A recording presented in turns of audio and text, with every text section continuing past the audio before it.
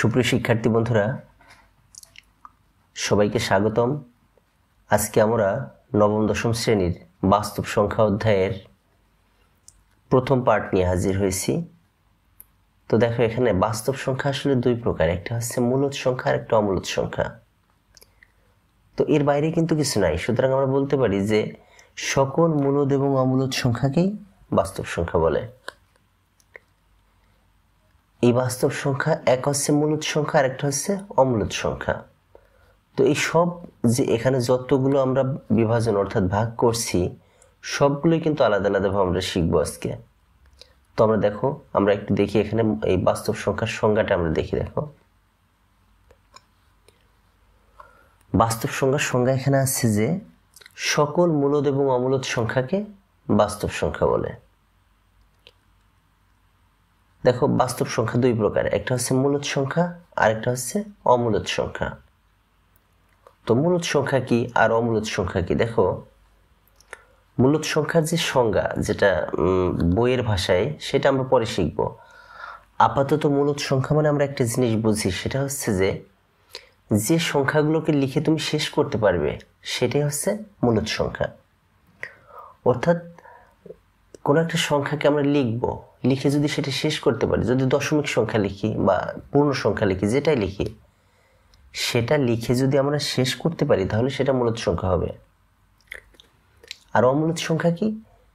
যে সংখ্যাটা আসলে আমরা লিখে শেষ করতে পারবো না সেটা হচ্ছে অমূলদ সংখ্যা। তোমরা একটু খেয়াল করে দেখো, অমূলদ সংখ্যার আর এক নাম আছে, সেটা হচ্ছে অসীম অনাবৃত দশমিক ভগ্নাংশ। তো আমরা এখন দেখো মূলদ সংখ্যা নিয়ে আমরা একটু ভালোভাবে ক্লিয়ারভাবে ধারণা নিই। দেখো, মূলদ সংখ্যা যেটা বইয়ের ভাষায় সংজ্ঞা যেটা আছে, এটা আমরা আগে দেখি যে সকল বাস্তব সংখ্যাকে দুইটি পূর্ণ সংখ্যার অনুপাত আকারে প্রকাশ করা যায় তাদেরকে মূলদ সংখ্যা বলে। এখন দুইটি পূর্ণ সংখ্যার অনুপাত কেমন? দেখো, আমরা এখানে লিখছি 7/3। এখানে 7 একটা পূর্ণ সংখ্যা, 3 আরেকটি পূর্ণ সংখ্যা। তাহলে এখানে কি হলো? এই যে দুইটি পূর্ণ সংখ্যার অনুপাত, অর্থাৎ 7/3 হচ্ছে দুইটি পূর্ণ সংখ্যার অনুপাত। তাহলে কোনো সংখ্যাকে যদি এরকম অনুপাত আকারে প্রকাশ করে যায় সেটাই হবে মূলদ সংখ্যা।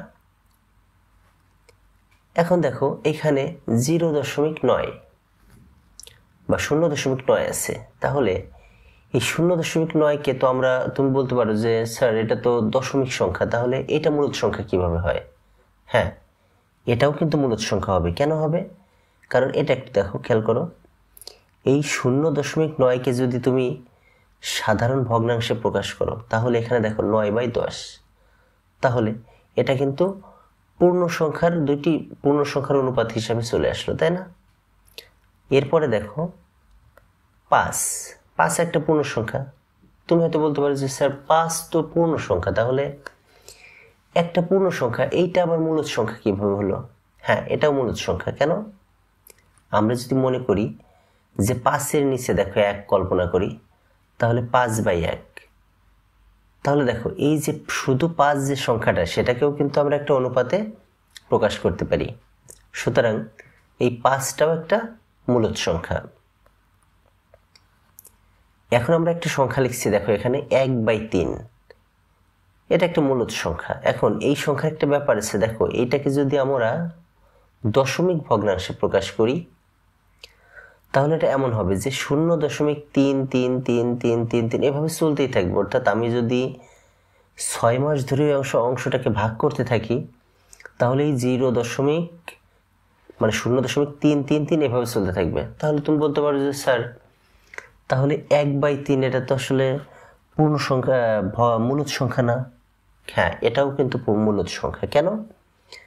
কারণ এইখানে দেখো, মূলদ সংখ্যার একটা বৈশিষ্ট্য হচ্ছে যে এইখানে দেখো শেষ হবে না, কিন্তু এখানে আমার একটা জিনিস বারবার আছে, অর্থাৎ প্রতিবারই কিন্তু আমরা 3 করে এখানে পাচ্ছি।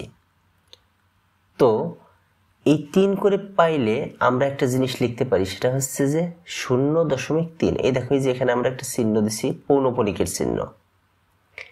এই পৌনঃপুনিকের চিহ্ন দেওয়ার মানে হচ্ছে এই 3টাকে আমরা এর পরে যতবার ভাগ করব শুধু 3ই আসবে। তাহলে কোনো সংখ্যাকে যদি আমরা পৌনঃপুনিক দিয়েও যদি সেটাকে আমরা শেষ করতে পারি তাহলে সেটাও কিন্তু মূলদ সংখ্যা। তাহলে দেখো এইখানে যদিও এটা শেষ হবে না, কিন্তু এটা তো রিপিটেশন আসবে, কারণ একই সংখ্যা আমরা বারবার লিখব। যদি একই সংখ্যা বারবার আসে সেক্ষেত্রে আমরা সেটাকে পৌনঃপুনিক দিয়ে আবৃত করে নেব, অর্থাৎ শেষ করে নেব। শেষ করলে সেটা অবশ্যই আমাদের মূলদ সংখ্যা। তাহলে মূলদ সংখ্যা সম্পর্কে আমরা ক্লিয়ার হয়ে গেলাম। এখন আমরা দেখি অমূলদ সংখ্যাটা। দেখো, যে সকল বাস্তব সংখ্যাকে দুইটি পূর্ণ সংখ্যার অনুপাত আকারে প্রকাশ করা যায় না তাদেরকে অমূলদ সংখ্যা বলে। এখন যায় না বিষয়টা কি দেখো, এই যে আমরা একটা সংখ্যা লিখলাম, দেখো 0 দেখো এরকম আছে, এখানে 1, 2টা 0 1, আবার এখানে 3টা 0 1, আবার 1টা 0 2, 2টা 0 2, 3টা 0 2। অর্থাৎ এই যে ভাগফলটা, এই ভাগফলটা বা এই দশমিক সংখ্যাটার দেখো কোনো শেষ নাই। এখন এই সংখ্যাটার শেষ নাই মানে হচ্ছে, তুমি হয়তো ভাবতে পারো যে স্যার একটু আগে যে বললেন যে আমরা এখানে এই সংখ্যাটাকে শেষ করে দিতে পারি পৌনঃপুনিক দিয়ে। দেখো, পৌনঃপুনিক আমরা একটা সংখ্যাতে কখন দিতে পারি? পৌনঃপুনিক দিতে পারি যখন একই অংশ বারবার ফিরে আসবে। অর্থাৎ যদি 2টা সংখ্যা হয়, দেখা গেল 2টা সংখ্যা বারবার লেখা হচ্ছে, 3টা সংখ্যা বারবার আসছে, 4টা সংখ্যা বারবার আসছে, সেই ক্ষেত্রে আমরা পৌনঃপুনিক দিতে পারি। কিন্তু এইখানে দেখো কোনো রিপিটেশন নাই, অর্থাৎ এটা কিন্তু এলোমেলো। এই এলোমেলো ভাবে এটা কিন্তু সারা জীবন চলতে থাকবে। সুতরাং এইটাকে আমরা শেষ করতে পারবো না। যেহেতু এটা শেষ হবে না, সুতরাং এইটাকে যদি আমি সাধারণ ভগ্নাংশে প্রকাশ করতে চাই,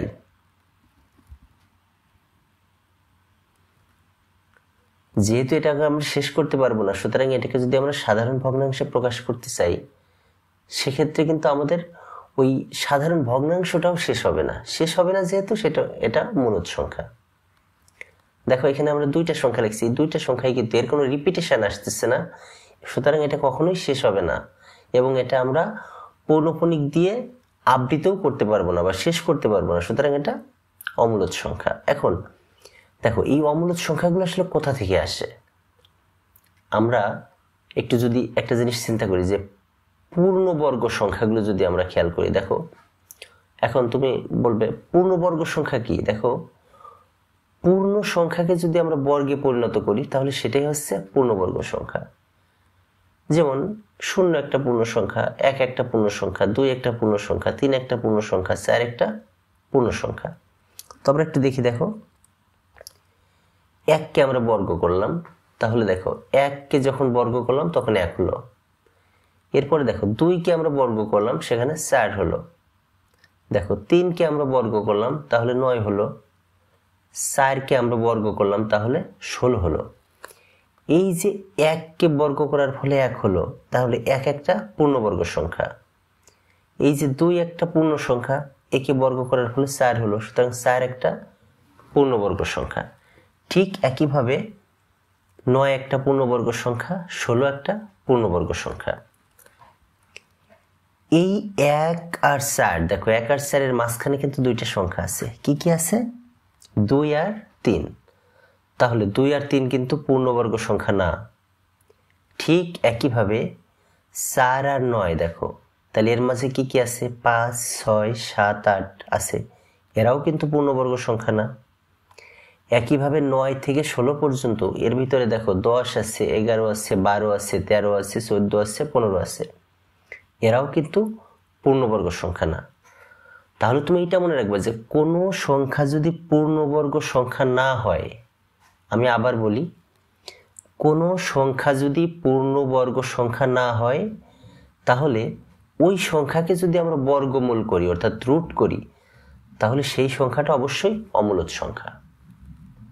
এখানে দেখো আমরা অর্থাৎ √2, √3, √5, √6, √7, √8, এই যে সংখ্যাগুলো, এই সংখ্যাগুলো যদি আমরা ভাগ করি বা রুট করি তাহলে যে ফলাফল আসবে সেটা কখনোই কোনোদিনও শেষ হবে না এবং এখানে কোনো রিপিটেশনও আসবে না।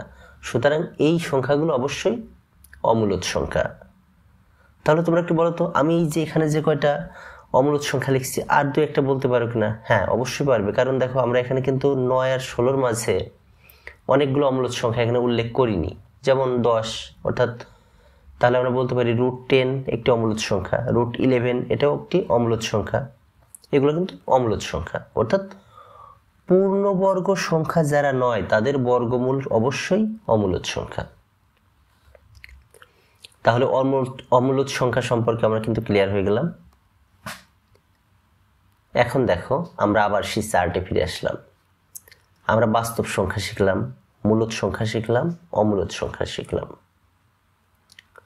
এখন মূলদ সংখ্যাকে আবার দেখো দুই ভাগে ভাগ করা হয়েছে, একটা হচ্ছে পূর্ণ সংখ্যা আর একটা ভগ্নাংশ সংখ্যা। তো এইটুকু আমরা একটু আলাদাভাবে আবার শিখি। দেখো পূর্ণ সংখ্যা কাকে বলে? শূন্য সহ সকল ধনাত্মক ও ঋণাত্মক অখণ্ড সংখ্যাসমূহকে পূর্ণ সংখ্যা বলে। মানে পূর্ণ সংখ্যার ভিতরে ধনাত্মকও থাকবে, ঋণাত্মক সংখ্যাও থাকবে, কিন্তু সেগুলো অখণ্ড হতে হবে, তো দশমিক হওয়া চলবে না, তাহলে সেটাই পূর্ণ সংখ্যা। পূর্ণ সংখ্যা দেখো তাহলে 3 প্রকার, একটা হচ্ছে ধনাত্মক পূর্ণ সংখ্যা, আরেকটা শূন্য, আরেকটা হচ্ছে ঋণাত্মক পূর্ণ সংখ্যা। ধনাত্মক মানে কি? ধনাত্মক হচ্ছে যেগুলো 1 2 3 4 5 6 7 8 100 200 1000 10,000। দেখো এখানে আমরা কয়েকটা লিখছি, অর্থাৎ 1 2 3 4 500 1000 বলি, 1 কোটি বলি, সবগুলি ধনাত্মক পূর্ণ সংখ্যা, অর্থাৎ দশমিক না হলেই আমাদের সেটা ধনাত্মক পূর্ণ সংখ্যা। এরপর আছে শূন্য। শূন্য তো শূন্যই, শূন্য না ধনাত্মক না ঋণাত্মক, শূন্য শূন্যের মতো। এরপরে আছে ঋণাত্মক পূর্ণ সংখ্যা। দেখো ঠিক এই জিনিসগুলাই আমরা যখন মাইনাস চিহ্ন দিয়ে লিখবো সেটাই হচ্ছে ঋণাত্মক পূর্ণ সংখ্যা। এখন তুমি একটা জিনিস কল্পনা করো, দেখো আমরা এই 3 ধরনের জিনিস কিন্তু একটা জায়গাতে পাই, সেটা কোথায়? সংখ্যা রেখায় পাই। এই যে সংখ্যা রেখার একটা চিহ্ন দেখো এখানে, এই সংখ্যা রেখার মাঝখানে আমরা শূন্য পাই, আর বাম পাশে সব ঋণাত্মক পূর্ণ সংখ্যা পাই, আর ডান পাশে সব হচ্ছে ধনাত্মক পূর্ণ সংখ্যা পাই। তার মানে সংখ্যা রেখায় আমরা কিন্তু 3 ধরনের পূর্ণ সংখ্যাই পেয়ে থাকি, এটা মাথায় রাখবা। এরপরে দেখো ধনাত্মক পূর্ণ সংখ্যা আবার 2 প্রকার, একটা হচ্ছে মৌলিক সংখ্যা আর একটা হচ্ছে যৌগিক সংখ্যা। এখন মৌলিক সংখ্যা কোনগুলো আর যৌগিক সংখ্যা কোনগুলো? মৌলিক সংখ্যা হচ্ছে যে সকল সংখ্যার গুণনীয়ক হচ্ছে 1 এবং ওই সংখ্যা, অর্থাৎ যে সকল সংখ্যার 1 এবং ওই সংখ্যা ছাড়া আর কোনো গুণনীয়ক নেই, সেটাই হচ্ছে মৌলিক সংখ্যা। তাহলে যৌগিক সংখ্যা কি? যে সকল সংখ্যার 1 এবং ওই সংখ্যা ছাড়াও আরো এক বা একাধিক গুণনীয়ক থাকবে, সেটা হচ্ছে যৌগিক সংখ্যা। যেমন দেখো এখানে আমরা 2 লিখছি, তাহলে 2 এর গুণনীয়ক কি? 1 আর 2। একইভাবে দেখো 11 একটা সংখ্যা লিখছি, 11 এর গুণনীয়ক হলো 1 আর 11, এর আর কিন্তু কোনো গুণনীয়ক নেই, সুতরাং এই 2 আর 11 এই দুইটা সংখ্যা হচ্ছে মৌলিক সংখ্যা। এবার আমরা দেখি যৌগিক সংখ্যা কোনটা। যেমন দেখো এখানে 4 আছে, 4 এর গুণনীয়ক কে কে? 1 2 আর হচ্ছে 4। তাহলে এখানে 1 আর 4 ওই সংখ্যা বাদে দেখো 2 একটা গুণনীয়ক এক্সট্রা আছে। একইভাবে 21 দেখো, 21 এর গুণনীয়ক হচ্ছে 1 3 7 21। তাহলে মৌলিক হতে হলে তো সেখানে 1 আর 21 ছাড়া আর কোনো গুণনীয়ক থাকার কথা না, যেহেতু আছে সুতরাং 21 একটি যৌগিক সংখ্যা।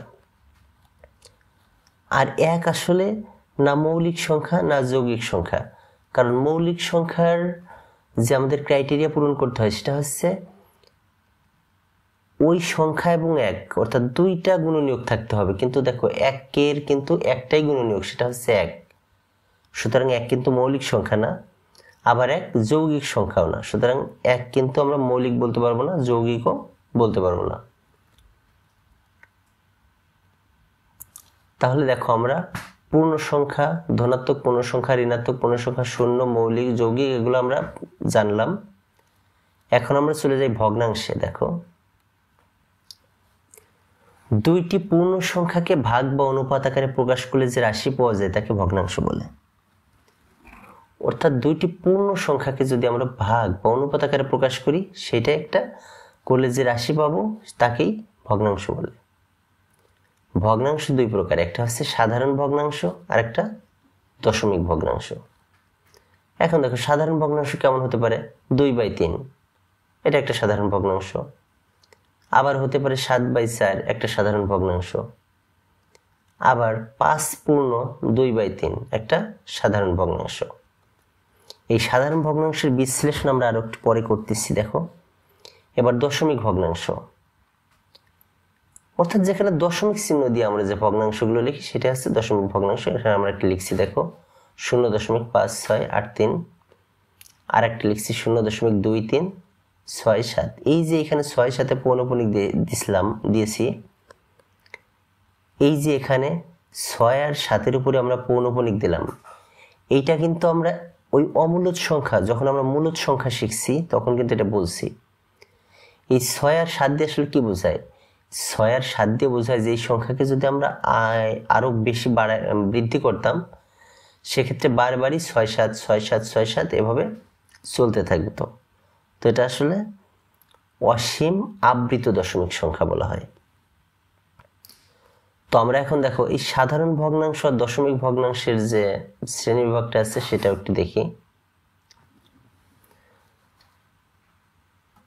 সাধারণ ভগ্নাংশের সংজ্ঞাটা আমরা যদি বলি, যে ভগ্নাংশ লব এবং হর দিয়ে গঠিত হয় তাকে সাধারণ ভগ্নাংশ বলে। অর্থাৎ যে ভগ্নাংশে লব আর হর দুইটা থাকবে, এটা আমরা কিন্তু কত আগে দেখে ফেলছি এটা অবশ্য। আমরা এখন সংজ্ঞাটা দেখলাম যে ভগ্নাংশ লব এবং হর দিয়ে গঠিত হয় তাকে সাধারণ ভগ্নাংশ বলে। তো সাধারণ ভগ্নাংশ তিন ধরনের, একটা হচ্ছে প্রকৃত ভগ্নাংশ, আরেকটা অপ্রকৃত ভগ্নাংশ, আরেকটা হচ্ছে মিশ্র ভগ্নাংশ। প্রকৃত ভগ্নাংশ কোনটা, যে ভগ্নাংশের লব ছোট এবং হর বড় সেটাই হচ্ছে প্রকৃত ভগ্নাংশ। যেমন দেখো এখানে 2 হচ্ছে লব আর 3 হচ্ছে হর। তো এখানে 2 কিন্তু ছোট, অর্থাৎ লব ছোট আর হর বড়।